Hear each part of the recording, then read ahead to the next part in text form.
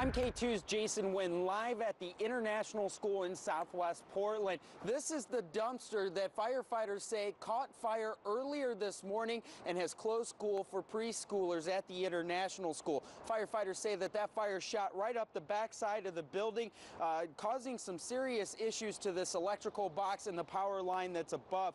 Firefighters had to call PGE out just to shut off the power. Now, firefighters did cut through this wall to get the fire out. Students who are going to school today are kindergarten through 5th grade. Parents that are going to be dropping them off along water are asked to take the route slowly. Live in Southwest Portland, I'm Jason Nguyen, K2 News. I'm K2's Jason Nguyen, live at Waterfront Park, where people will gather here at the Police Memorial to say goodbye to Portland Police Mounted Patrol Unit. Here's what you need to know. Several groups came together to fight against the city to keep the unit, but the city cut its budget in May. 3 of the horses have new homes. One will continue to serve as a therapy horse at Forward Stride. Today's the last day that people will be able to see this unit together. Again, that ceremony starts at noon. Live at Waterfront Park, I'm Jason Nguyen, K2 News. Jason. From K2 News, this is breaking news. That breaking news at 4:30, crews battling a large fire that spread to 2 homes in southeast Portland. K2's Jason Nguyen is live on southeast Copper Street near the Clackamas County line. Jason, what can you tell us? Well, firefighters are working on airing out this home where you can see they're on top right now. They say that's where a gas leak started earlier this morning. I talked to the homeowner and he tells me that he woke up to his neighbors screaming at that house right next door. You can see John moving over to now.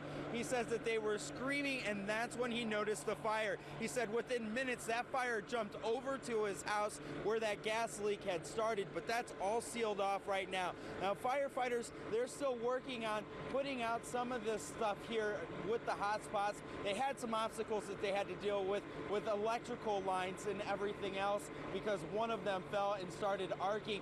You're looking at this video, you can see just how the flames just billowed out of this home. Now Portland Fire and Rescue says that everyone got out safely. There was also some dogs and a rabbit that needed to be rescued out of one of the homes. Now firefighters tell us, as you're looking at these live pictures coming out now, they tell us that they're still looking for the family that lives inside of this house. They say they can't find them right now and they need to talk to them about how this fire started. They say that they believe that the fire started in the basement in the back of this home, but right now they're still looking for answers. We'll bring you the latest as this story continues to develop. In Southeast Portland, I'm Jason Nguyen, K2 News. Now, and we're following some developing news this morning as 2 Portland women were found dead after falling off a cliff on the Pacific Crest Trail. Both of them graduated from St. Mary's Academy. K2's Jason Nguyen is there live in Southwest Portland this morning. Jason, the school is going to be doing something for the women tonight.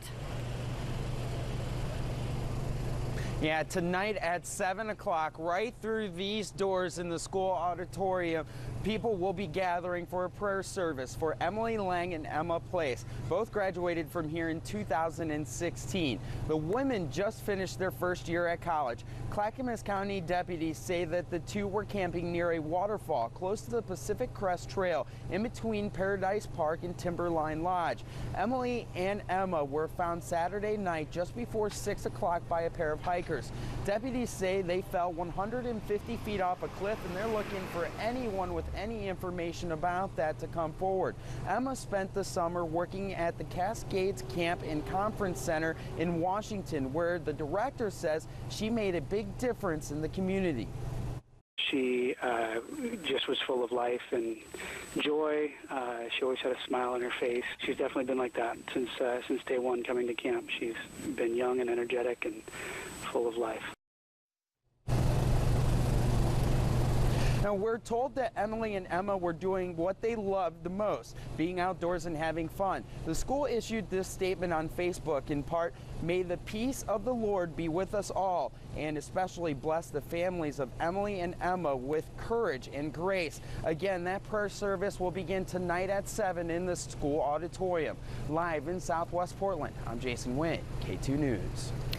It is 6:33, and we have more now on that breaking news on East Burnside in Portland. A fire burning in an attic above 3 businesses. K2's Jason Nguyen is live on the scene for us. Jason, you talked with someone who works at one of those businesses?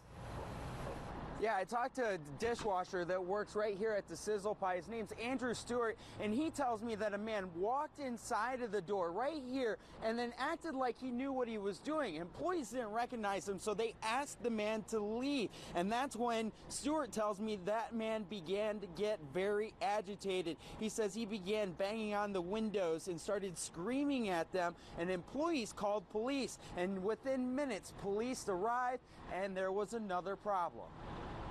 Right when the police showed up, and then we were talking to the police inside about this guy, when another guy starts pounding on our door saying something's on fire. We ran out to our patio, looked over the fence, and someone had set a bus tub with a garbage bag on fire. Now, Andrew tells me that there is surveillance video of the whole thing, and police were reviewing that with him. And we just saw just a couple of minutes ago at the Mini, it's a little market over here to my right. An investigator was just given a flash drive with surveillance video from there. So police will be out looking for this person to ask them questions about what happened here this morning. We'll bring you the latest details as it becomes available. Live off of East Burnside, I'm Jason Nguyen, K2 News. Employees tell me that they started hearing loud noises, and once they got outside, they saw the building buckle on the 4th floor. Fire alarms forced hundreds of employees out of the 5th Avenue building in downtown Portland Tuesday morning. Firefighters tell me companies inside had good evacuation plans. Perhaps the most vital part of that plan, a building-wide intercom system. Being able to communicate to that many people in a short period of time to get them out quickly in the case of an imminent threat is important, and they were able to do that today. It took 10 minutes to clear the building. Then a technical rescue team that specializes in building collapses went inside with 3 city engineers to see if the building was structurally sound. They got a close look because some of the floors are under construction. They do feel like there is not an imminent threat.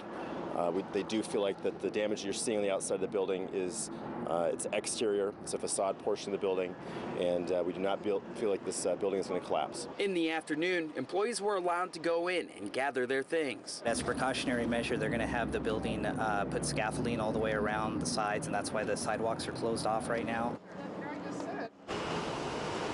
Commissioner Solzman was here most of the morning and says that he's proud of the first responders and how they reacted. And from the employees I talked to, they feel the same way. Live downtown, I'm Jason Nguyen.